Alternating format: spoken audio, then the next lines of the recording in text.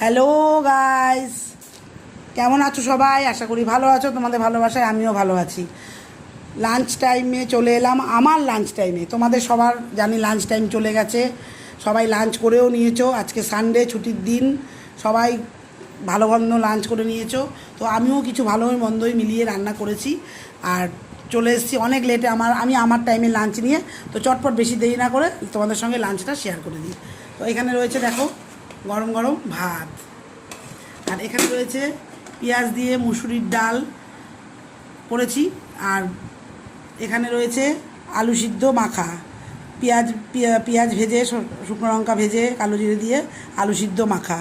এখানে রয়েছে মাছের ডিমের বড়া বলো বা মাছের ডিম ভাজা বলো হবে, আর এখানে রয়েছে চিকেন, আর এখানে রয়েছে কাতলা মাছের আলু দিয়ে ঝোল, জিরে বাটা টমেটো দিয়ে। এখানে রয়েছে শসা, লেবু, টক দই।